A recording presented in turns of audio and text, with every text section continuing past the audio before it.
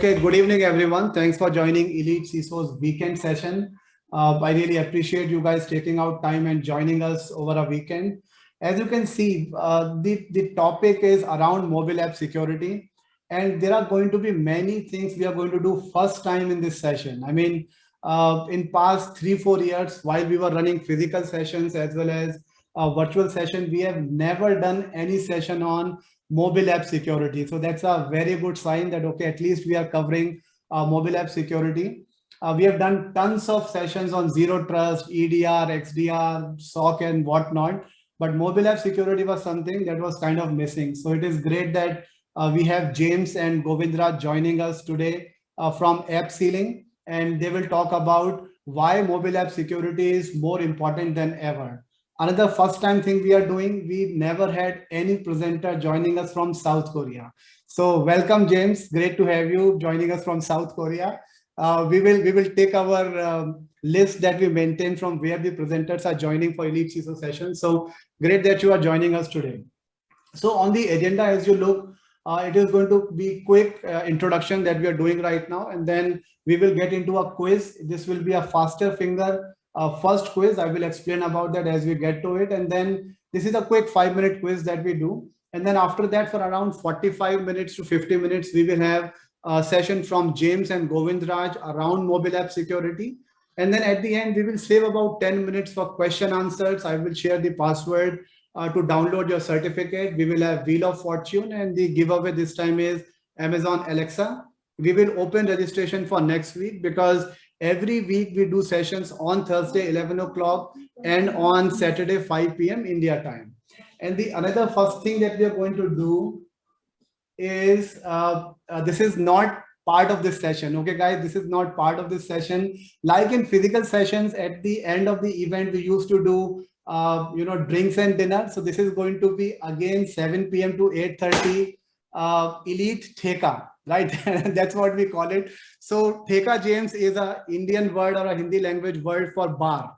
So we are going to open a virtual bar for CIOs and CISOs. We have to bring your own booze, and then we can start with it. Okay, so that if anybody is interested around, just give me a moment. Okay, so there was some problem with my monitor. Yeah, so this is not part of the event. If you want to attend the 𝗬𝗃𝗁𝗍𝗂 session, you can ping me on my WhatsApp. I will share the number and I will share the link with you guys. Okay, so that's about the agenda. And then session is going to be recorded. I've already got the slides from AppSealing team, and we will put the slides as well as recording on our website as well as YouTube channel. Now I see about how many people, about 93 people I see have joined. And if you have been attending our session, you know that every session we do this thing which is called stand and attend. Okay, so we throw this challenge to everyone who is attending our session that you have to stand and attend the session. Why? Because I show these slides every time, like foggy brain you will get and all those things. So you have to stand, and what the benefit of standing is. I'm not going to read this slide. Instead, I'm going to play a video of 2 minutes for you guys, so that you understand the benefits of standing and attending. Okay, not just attending. I mean, if you generally stand, you will have many benefits, because we are in a pandemic situation, which is Corona, and the other pandemic that we deal with is sitting. We sit a lot, whether it is office or even at home. I don't want to speak more about it. Let's listen to this video.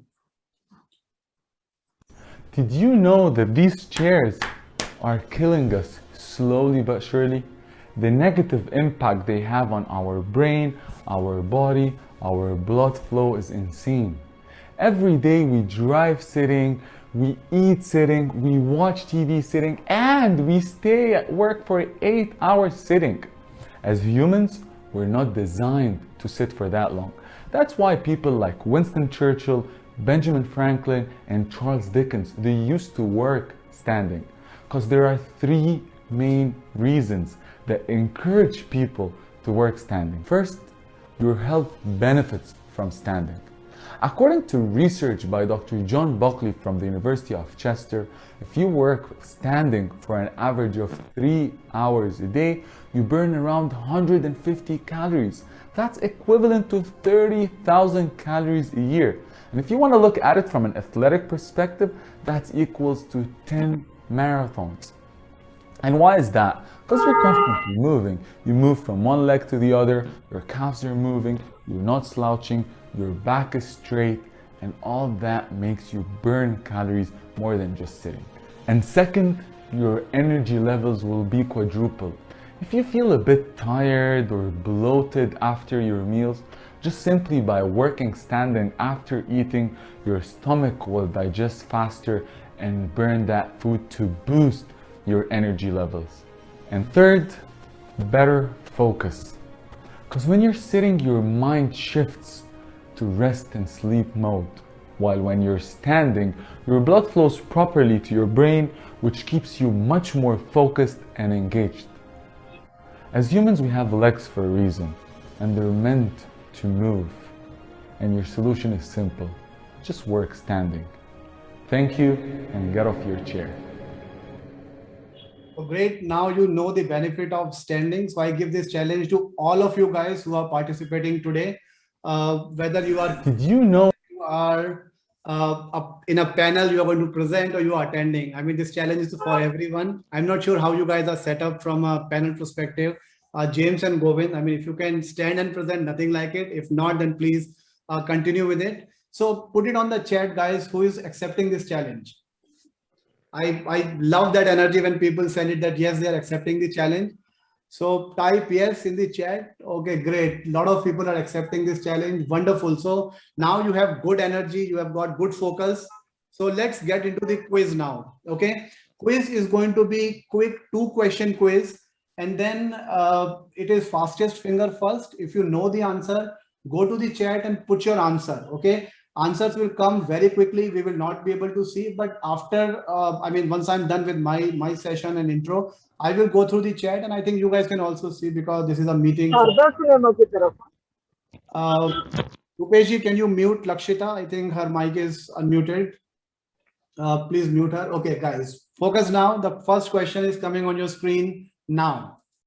The first question is, name any one new category that was added in OWASP Mobile Top 10 2016 release. Okay, so in 2015 there was a release, and then in 2016 they came up with a new updated list of top 10 in mobile top 10. So there were 2 new categories. Put the name in the chat window.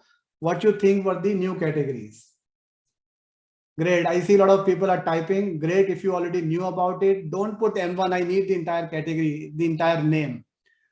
So if you have a great Google skills, Google it and put it here. So I see a lot of answers coming in. 30 seconds are done. We will go through the chat and see who typed the right answer first, and we will share the Amazon voucher worth 1,000 rupees. Okay, guys.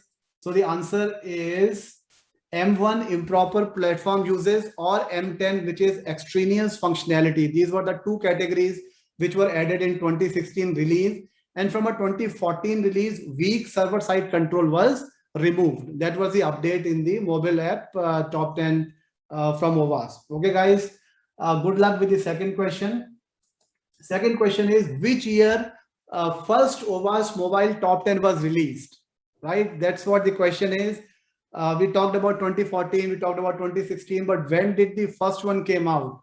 And again, chat is going crazy. I see a lot of people are typing in 2015, 2014, they keep typing. Okay, you can Google and see what the answer is. The answer is 2011. So 2011, when the first top 10 list came out for mobile app security. Okay, mobile top 10, not the web app. Okay, guys. So mobile top 10 came out in 2011. So 10 years it's already been there. And in past 3 years, we have never done any session around mobile app security. So bad on us as well. Great that we are doing it today. With this, over to you, James. Let's get started with your session. I'm going to stop sharing my screen now. Please go ahead.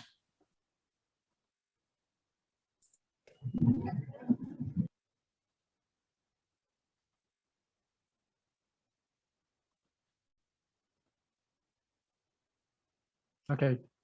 Is my screen visible? Yep, it's visible. Yeah. Thank you for giving me an opportunity to deliver about the why mobile application security is more than important than ever. Let me briefly introduce our company. The 𝗕𝗂𝘀 has been working on more than 20 years in security field, providing mobile application security and content security as a service. Office in LA, Mumbai, and Seoul. We're gonna me and 𝗬𝗿𝗀𝗃 are here to deliver our content and the introduce a part of our services. And so I'm going to deliver mobile application security, why it is so important than ever, and vulnerable mobile apps with stats and cases, and mobile application security best practices. And the rest two part is going to be delivered by Govindras. Discover how to protect mobile apps with AppSealing's runtime application self-protection features, and the demonstration of our technology and services. So let me first start with the things that recently you might know that the 𝗕𝗃𝗃𝗃 the malware hacking incident happened all around the world, especially from the USA. And I try to understand what that means from, like, mobile apps perspective and mobile based business perspective. So this slide shows all of the context regarding the why the hacking attack has been escalated, and what that means from mobile apps perspective and mobile business perspective. So I think everybody accept that the mobile app is the default business window. So the traffic, the end users is using the services through the mobile. The traffic, mobile versus PC, now mobile is way higher than any other devices. So this is a default window. But who is using that? It's our customer users, and the other one is our employees.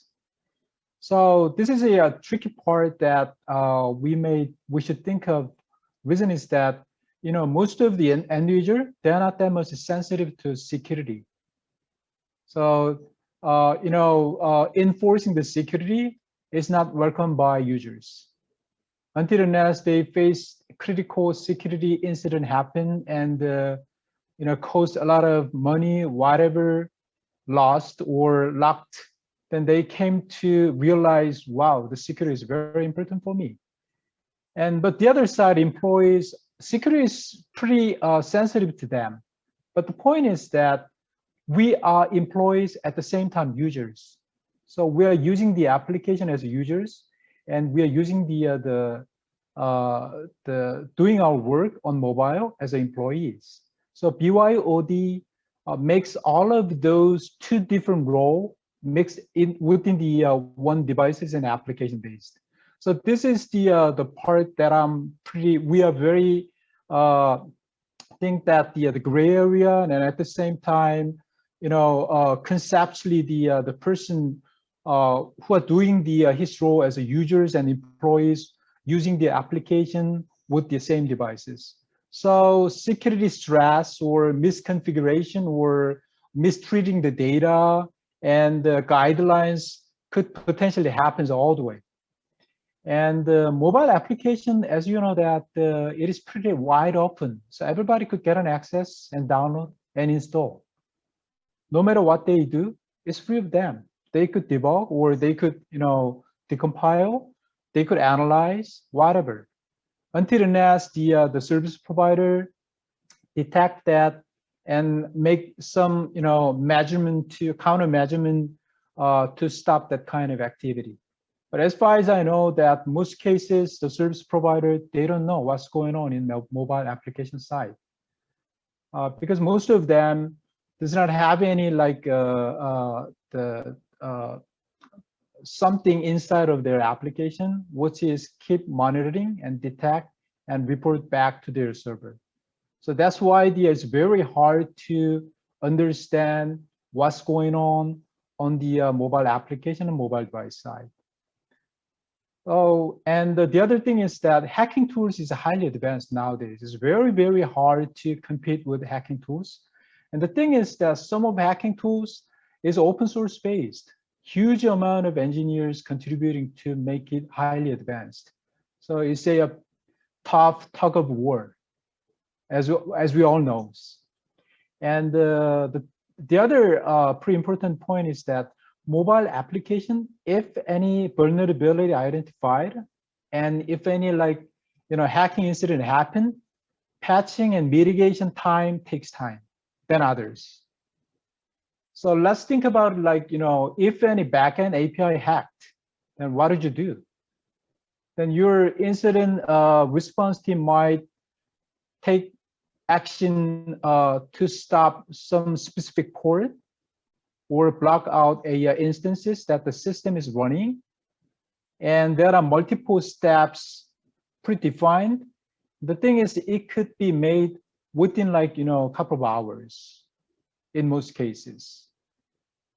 But when it comes to the mobile application, no matter how we fast identify the vulnerability and update the application, and we should send it over to the app store, and the user should download it.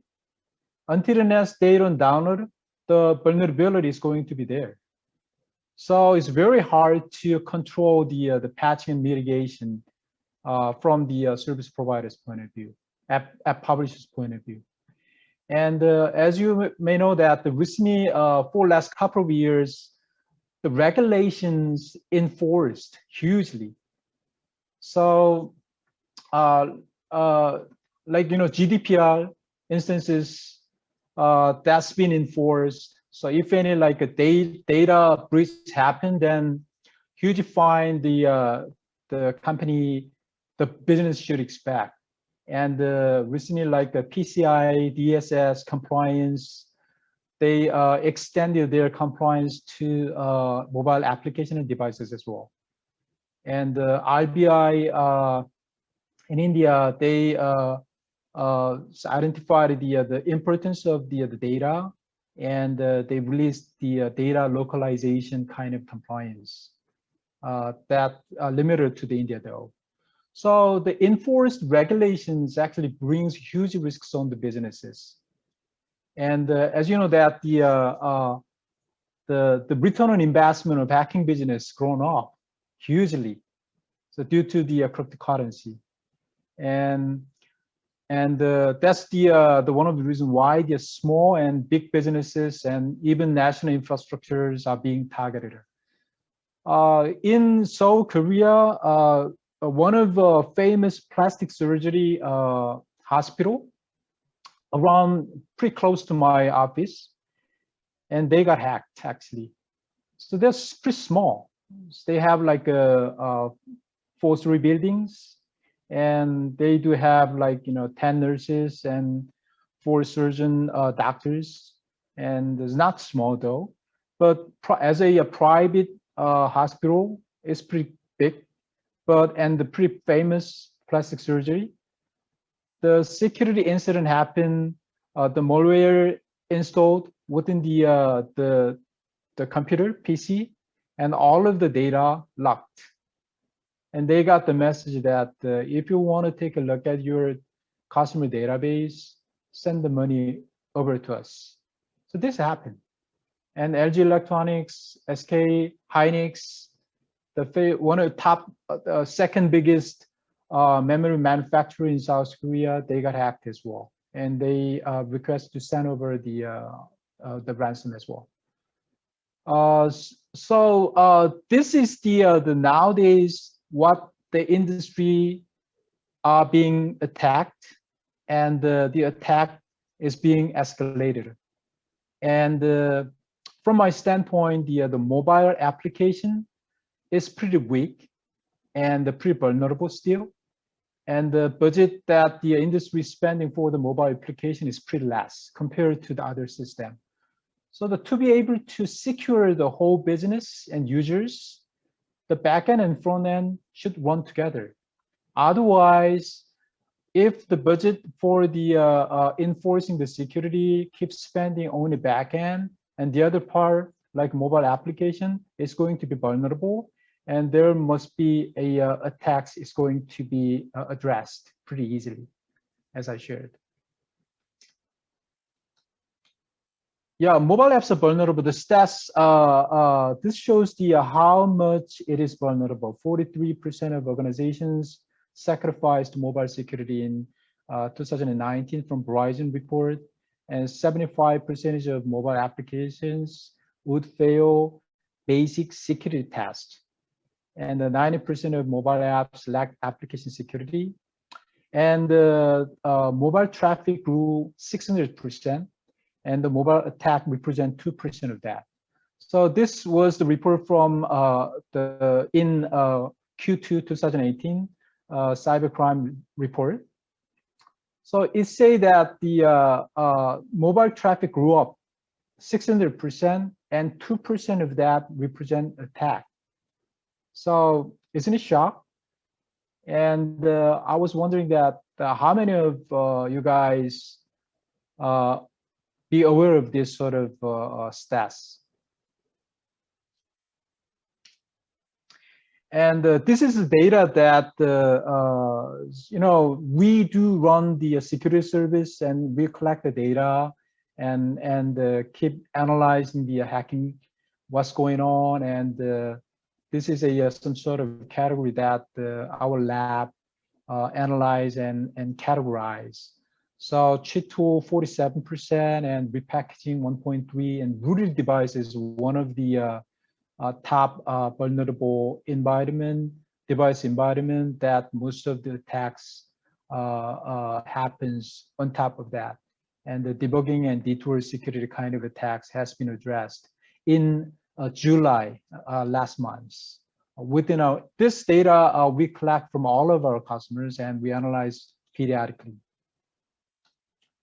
And this shows the recent mobile app hack incident, and happened in the year 2019, July 1st. Seven payment from the 7-Eleven, one of the biggest convenience store chain in Japan. They released the payment wallet 2019, July 1st. And the problem was their password resetting verification process within the app is poorly designed. And so 900 users account hijacked, and 500K illegal charge made. And the app shut down on July 3rd. So it took around 3 days from identifying the vulnerability and hacking incident, mitigating that by shutting down the application. So the bottom line is the company compensated the illegal charges, and they lost huge credit to their end users. And WhatsApp in year 2019 was one of the biggest hacking incident happened on the mobile application. It was made in 2019, May 14. And the attack vector was injection attack via insecure call function on WhatsApp. The injected malware was from NSO Group's Pegasus spyware. And the thing is that spyware injected to human rights group in the UK. So until now, see, the reason why who made that attack was not clear though. But the sure was that it was Pegasus, one of the famous spyware worldwide. And I know that recently that there's a strong dispute and ongoing in India regarding the Pegasus spyware. Once after that injection happened, then it took over the whole mobile phone system, and even they deleted phone history, call history, and messages as well. And it is able to turn on the memory, the camera, voice, the microphone, and is able to surf out the email and SMS. All of the things can be traced by the Pegasus. So after that incident, WhatsApp set up a in-depth investigation team and find out that it was Pegasus, and they filed a lawsuit over the NSO group. But the NS group replied that it was not them, but their customer did it, kind of, because they didn't make that kind of attack, but they just developed that spyware for, like, battle over, like, bad guys. That was the dispute still ongoing, as far as I know. So this is a too big hacking incident happened in mobile application. So especially the WhatsApp case, the thing is that the malware injected without any clicking. So no clicking, injection, zero click installation injection is the attack identifier. So it means that if any, like, function or API or code base is not securely designed and securely managed, then this sort of a similar attack could be available. So the common mobile application attack vectors in runtime, you may see, this is not only for the runtime though. The reverse engineering, like debugging, code analysis, decompiling is always be available.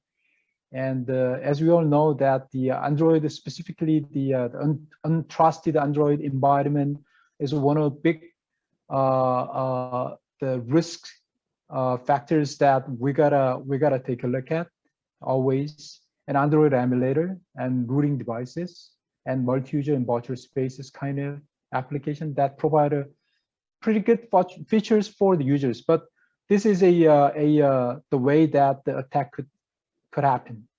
And tampering, like API hooking, repackaging, code modification, injections, always available. And there's a tool like in-app purchase cracking is available, and this is one of big damage for, like, gaming industry.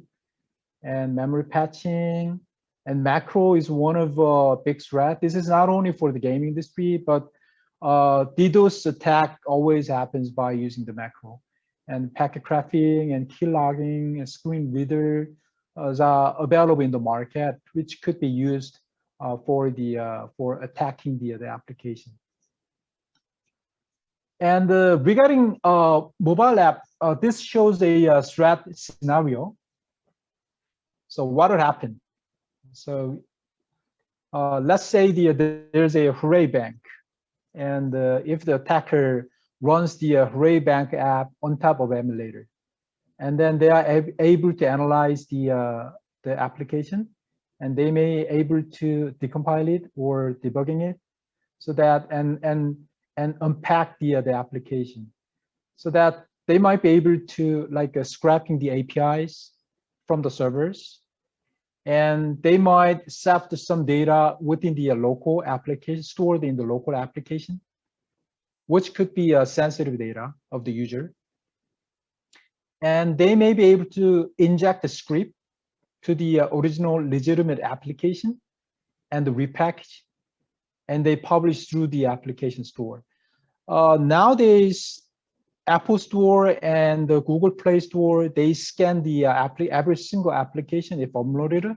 So if, like, X percentage of code, binary code looks similar, then they reject the registration. But there's a third-party application store a lot, and being popular as well. So this scenario could be happen always. And if the user installs that within the user's mobile, cryptojacking and SMS grabbing could happen. And at the same time, nowadays, cryptojacking, DDoS, hybrid malware are active in the market. So through the installed mobile devices, or even like PC, which using the emulator. So some people may run the application on top of emulator. They don't know what's going on, but their machine is going to be used for DDoS attack to the bank backend, Hooray Bank backend. So this is the threat scenario on mobile application, and potentially available. And there are many, like as this is proved scenarios and provided by Gartner, and our team found that this attack is feasible as well. And there are many available tools currently support this scenario as well. So, OWASP mobile top 10 keep releasing the about the loopholes in mobile app. And I think you might be able to easily find further information about OWASP mobile top 10. So that like the one is improper platform usage and insecure data storage and insecure communication. So especially the insecure communication is one of biggest threat actually. The man-in-the-middle attack always be there. And spoofed Wi-Fi network is the endpoint that the hacker try to get an access to the personal and user. And once they hijacked, then they are able to set the whole information packet and as well. And right after that happened, then further attacks is going to be available to the API attack kind of. And then if there's any vulnerability, they could sneak into the backend. And by doing that, they could lock up the database, and somehow they could ask the ransom to relieve from that lockup.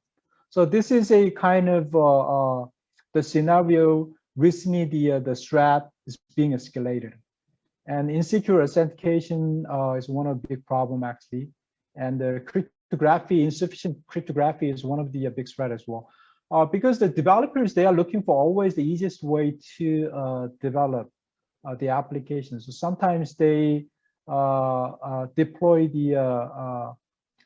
a binary or the cryptography that mostly widely being used, and the references are all there, but they should keep updating it to the up-to-date cryptography algorithm. Otherwise, oldest one is going to get hacked.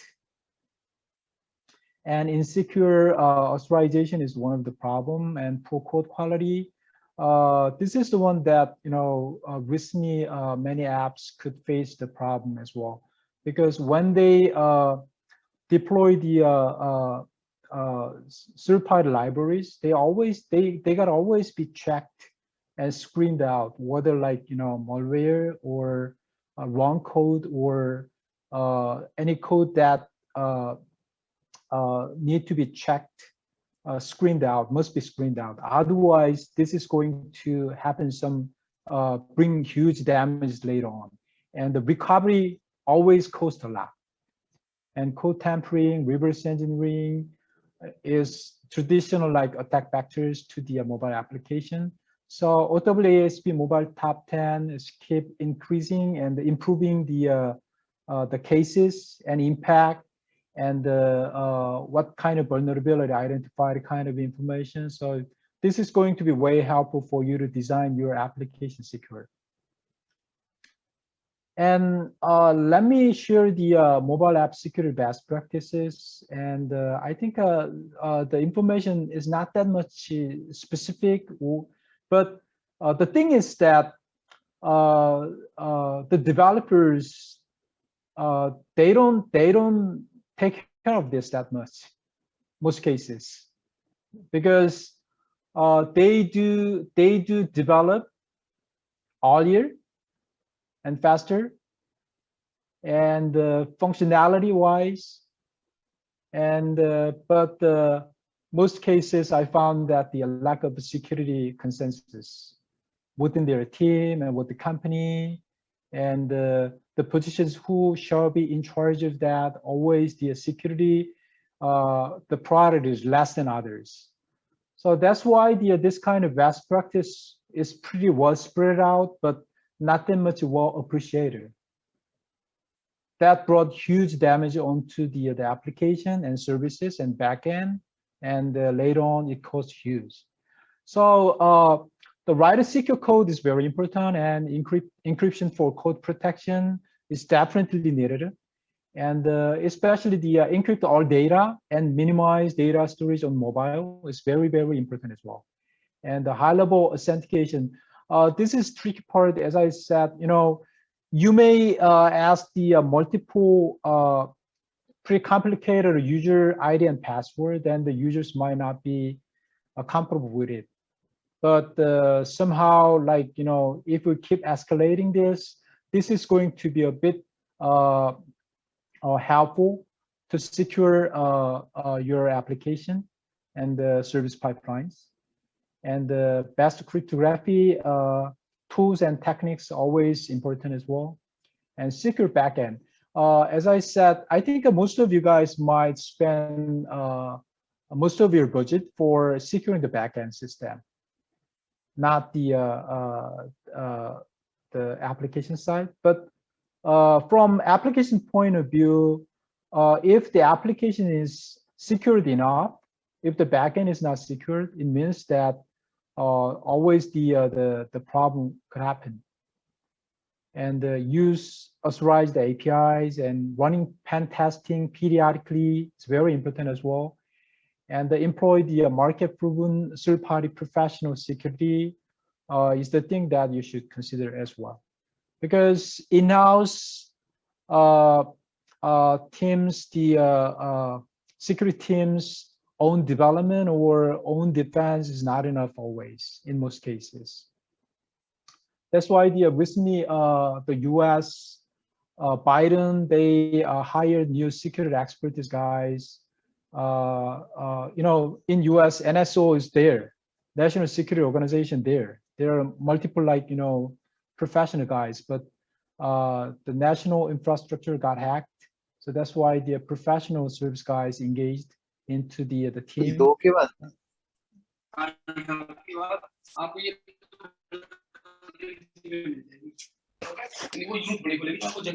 Sliding versus keeper. Can you mute Sridhar?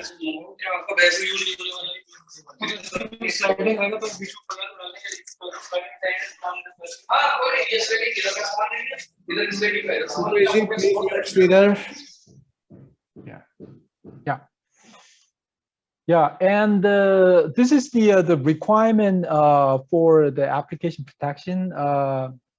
If you consider to develop your own security layers, or consider evaluating third parties or whatever open sources, I would strongly recommend to keep an eye on those feature set, because these are the things that may securely protect your application. The quality of the functionality is another set of phase. The prevention, the code hardening. There should be a code hardening of functions or features, and white box cryptography is needed. And the certificate pinning and resource encryption is always important as well. Anti-keylogging. Keylogging is one of the big threat. And so anti-keylogging features there should be there. And detection. The prevention is mostly for a static analysis and static attack kind of. And the detection is mostly covers static and runtime both, dynamic both. And debugger, decompiler detection is needed, and emulator and rooting and jailbreak and integrity checks. This is very, very important. And malware detection as well. Anti-bot, behavior-based needed actually. And the runtime self-protection should be there. So functional-wise, debugger, decompiler, there might be a lot of the tools, open source as well, to support that. But whether that support the runtime is another level. So you should check whether it supports the runtime self-protection or not. And the risk analysis is very important, because this is linked to the incident response team and role and the task as well. So you should gather the attack data.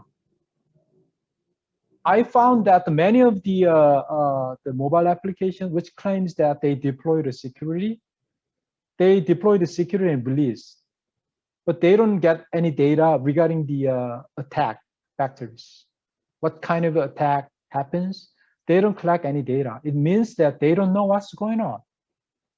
They're not able to analyze about the potential risks in the future, coming future. And they're not able to pinpoint the users who strongly believe as a hardcore hackers, kind of. So gathering attack data is very, very necessary. And the near real time, whether it could support that, is very important as well. And common device ID, because those services or technology is not able to identify user information. So this should, there might be the common device ID. Based on that, you might be able to identify the user information who keep trying hack your application and your systems. And attack data API, this should be protected as well. And response via OTA over the air. If the technology or services support the OTA, great, damn great. This will be damn great. A blacklist, whitelist, this is one of the important part in the security. If any, like, another tool comes up, this was not in the blacklist, then the way you are able to block it is going to be like update the blacklist in the database and deliver that to the patch the application. As I said, it takes time, so it should be delivered over there or whitelist as well. And if that is security features able to be updated over there, this is going to be awesome, but not easy, because it has two parts, like pros and cons. Pros is instantly update the security if any attack happen. The other one is that if the security update button or point or code identified, all of your application security is going to be removed. So there's a pros and cons. So anyway, these are the requirement for app protection you should consider while you are developing your own security or deploy, like evaluating open sources or third parties. So that's the part that I supposed to be deliver about why the application mobile app security is important ever. So I'm gonna hand over this session to 𝗵𝗵 to let you know about our services. Thank you, James.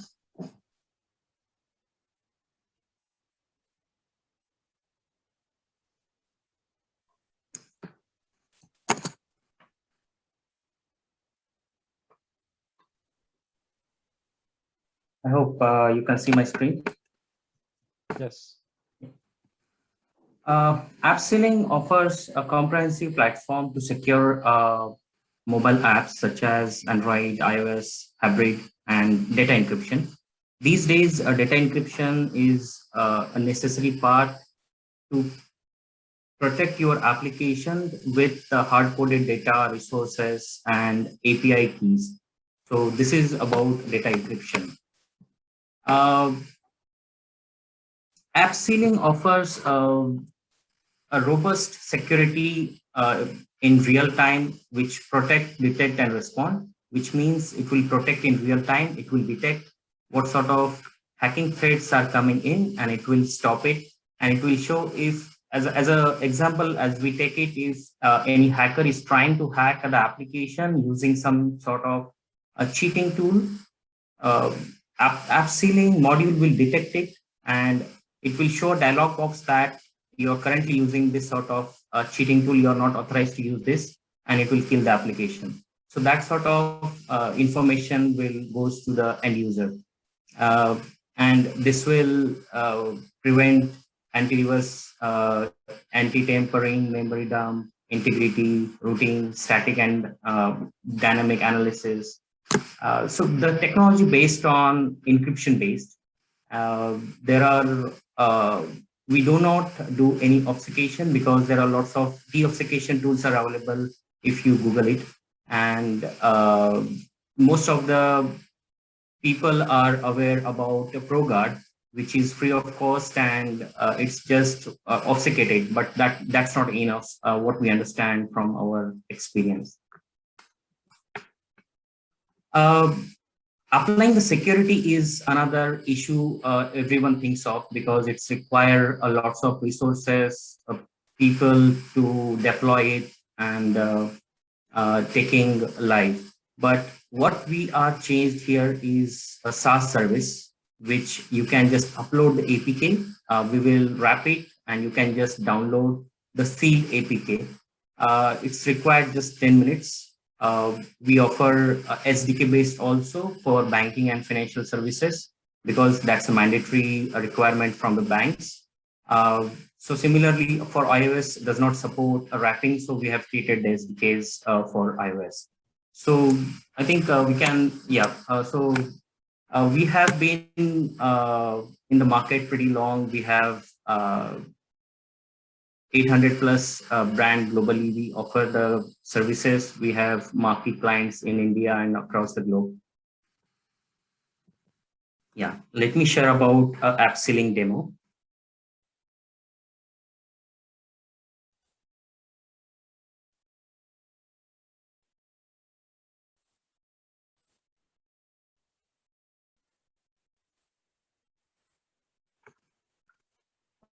So, AppSealing service is open for everyone. Anyone can start off 30 days free trial. If they like it, they can just subscribe to it. So we offer Android. So let me share how it goes. We have two categories, game and non-game. I just click on non-game. So the versions, what these versions means, actually the security is not just you can deploy one SDK or just apply one version. So what we are doing in here is we are keep monitoring the dark web and deep web, what sort of future threats are coming in, because there will be a threat coming in for the security detouring or a security module. So we keep analyzing it with our engineers, with the fraud detection team, and we create a latest version ahead of the hackers, and we offer to the customers that this is the latest version. So we always recommend to use the latest versions of AppSealing. Then the by default desk encryption will be there. Selective desk is for selecting the specific classes files and dex files. Then routing, you can allow or block emulators, work profile, custom blacklists for the over-the-air updates. Then cheating tool like macro tools, packet attacks, and keylogger, you can just choose block or allow. And afterwards, you can just upload your application here and start AppSealing it. So within 10 minutes, you can able to download the AppSealing down below. And here you can use the sign key and upload to the Play Store. It's pretty simple. It's take almost 10 minutes. If you don't want to come on AppSealing Developer Console, you can just download the CLI tool and you can use your DevOps with Jenkins and CD/CI pipeline. Let's go see about the dashboard or how it looks like when any hackers are trying to hack your application. So AppSealing point of view, we do not collect any PII or any user information. It collects only hacking attempts and hacking history. So this is a demo, the data we collect from which country, what hacking attempts, how many has been blocked. So all the information you can able to see with DAD, MADs. What we show as a real-time threat analytics dashboard here.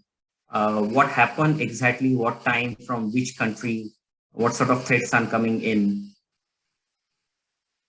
Yeah, so this is just recent from Japan.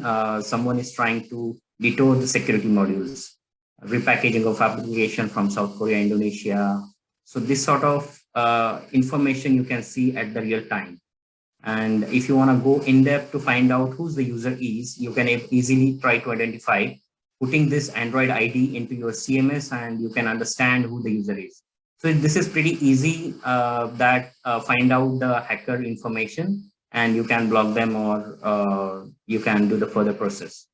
So yeah, so this is a quite in-depth and comprehensive data with hacking types, Most of the time is a speed modification, you can see repackaging of application. So this sort of in-depth data are showing on the dashboard for your own analyzing it and understanding what's happening with your application. So you can choose here routing, how many rooted devices you have or unrooted, hacking types, Android versions, minor versions. So this in-depth information you can able to see here on this dashboard. And you can, if you have any issues, you can just raise a ticket via help desk. Our team has help you to understand and clear it out, any issues and doubt. I think, yeah, I have a limited time, I think. So I will finish it here because we have time constraint, I guess. And I will hand over back to Vikas, and I thank you very much, Vikas, for this session. Yeah, I think we can have a Q&A session now. Yeah, let's go for Q&A. So guys, please raise your hand, or maybe I'm not sure if you can raise hand in this one or not, but put it on the chat and we will unmute you. So whatever questions you have, you can put it on chat, and then James and Govindraj will answer them. Or if you want to ask live, we will also unmute you.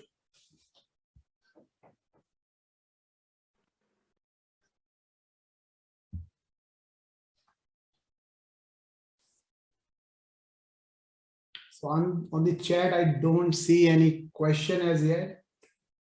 But yeah, Lakshita has asked a question, and the question is this solution for end users as well? So Govindraj and James, any comments and thoughts on that? Yeah, it's actually this solution is provided to the developer and app publishers.